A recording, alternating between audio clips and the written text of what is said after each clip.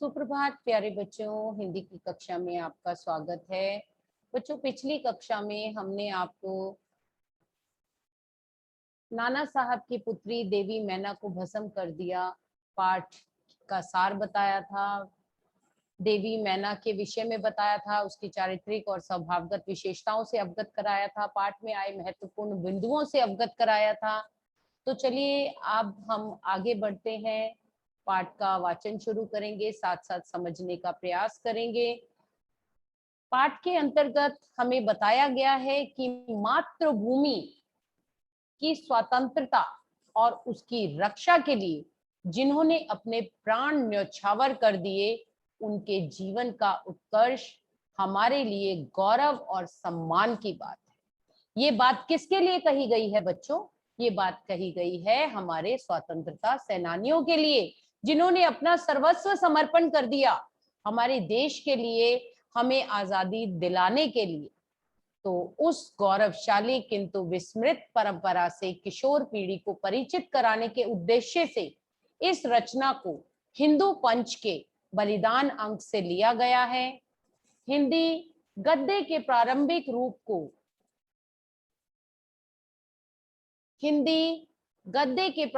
रूप को विद्यार्थी जान पाए, इसलिए इस गद्य विद्या को मुद्रण और वर्तनी में बिना किसी संशोधन के, बिना किसी परिवर्तन के अविकल प्रस्तुत करने का प्रयास किया गया है।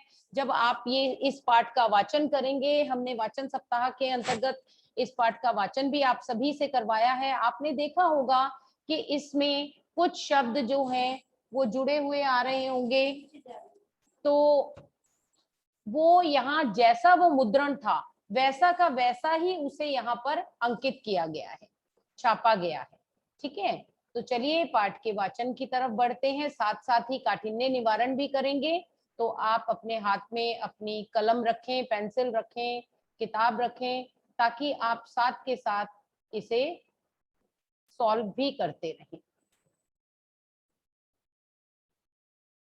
आशा है आपको स्क्रीन जो है वो दिखाई दे रही होगी। तो नाना साहब की पुत्री देवी मैना को भस्म कर दिया गया, यह बात जो है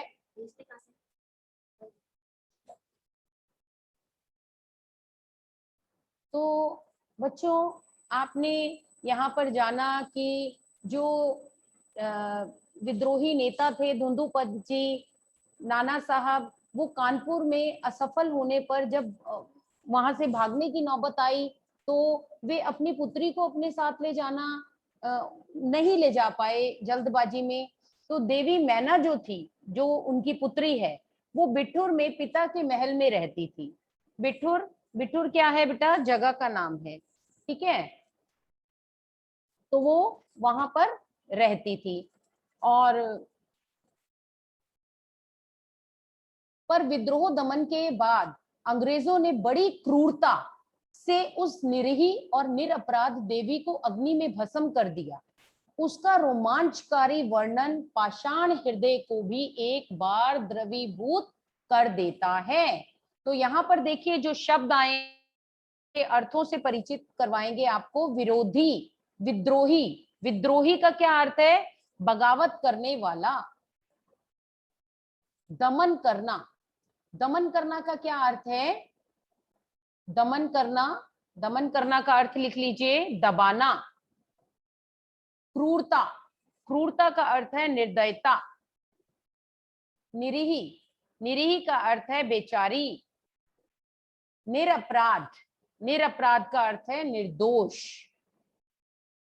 पाषाण, पाषाण का अर्थ है पाषाण हृदय, पाषाण मतलब बहुत ही कठोर, ठीक है, अत्यंत कठोर दिल वाला जो होगा। द्रवीभूत, द्रवीभूत का क्या अर्थ है? द्रवीभूत, द्रवीभूत का अर्थ है करुणा से पिघला हुआ। तो यहाँ पर क्या बताया है कि उस बच्ची के पिता जो थे वो स्वतंत्रता सेनानी थे और सरकार की निगाह में, अंग्रेजी सरकार की निगाह में वो विद्रोही थे। इसलिए उनके जो नाना साहब जो थे, धुंधुपत नाना साहब, वो वहां से जल्दबाजी में चले गए और उनकी पुत्री को वो नहीं ले जा सके। पुत्री जो थी बिठूर में ही अपने पिता के मकान में रहने लगी, परंतु अंग्रेजों ने क्या किया, बड़ी ही क्रूरता के साथ, निर्दयता के साथ उस निरपराध बच्ची को उसके महल के साथ ही उन्होंने भस्म कर दिया। उसका रोमांचकारी वर्णन यहाँ पर दिया गया है। और पाषाण हृदय यानी कि अत्यंत कठोर हृदय को भी द्रवीभूत, करुणा से भर देने वाला यहाँ पर जो बात बताई गई है उसके विषय में बताया गया है। कानपुर में भीषण हत्याकांड करने के बाद अंग्रेजों का सैनिक दल बिठूर की ओर गया। बिठूर में नाना साहब का राजमहल लूट लिया गया, पर उसमें बहुत थोड़ी संपत्ति अंग्रेजों के हाथ में आई। और इसके बाद अंग्रेजों ने क्या किया, उन्होंने तोप के गोलों से नाना साहब का महल जो है भस्म कर देने का निश्चय किया। सैनिक दल ने जब वहां तोपें लगाई, उस समय महल के बरामदे में एक अत्यंत सुंदर बालिका आकर खड़ी हो गई। उसे देखकर अंग्रेज सेनापति को बहुत ही आश्चर्य हुआ, क्योंकि महल लूटने के समय वह बालिका वहां कहीं दिखाई नहीं दे रही थी। और उस बालिका ने बरामदे में खड़े होकर अंग्रेज सेनापति को गोले बरसाने से मना किया। उसका करुणापूर्ण मुख और अल्पवयस्क देखकर, अल्पवयस्क लिख लीजिए आप, कम उम्र वाली, बहुत ही कम उम्र की अबोध सी बालिका थी वह। उसे देखकर सेनापति को भी उस पर बहुत ही दया आई। सेनापति ने उससे पूछा कि क्या चाहती है। बालिका ने शुद्ध अंग्रेजी भाषा में उत्तर दिया, क्या आप कृपा कर इस महल की रक्षा करेंगे। तो देखिए यहाँ पर बच्ची का साहस। हमने आपको इसका जब सार बताया था, बच्ची की चारित्रिक विशेषताएं और स्वभावगत विशेषताओं से अवगत कराया था, तब हमने आपको बताया था कि किस प्रकार से बच्ची जो है वो साहसी थी, दृढ़ निश्चयी थी। अब यहाँ वो अपनी पूरे साहस से, पूरी दृढ़ निश्चयता से क्या कर रही है, वो इस महल को, अपने पिता के महल को बचाने का प्रयास कर रही है। उसके लिए वो छोटी सी है, फिर भी वो सेनापति से कह रही है कि वो उसके इस महल की रक्षा करे।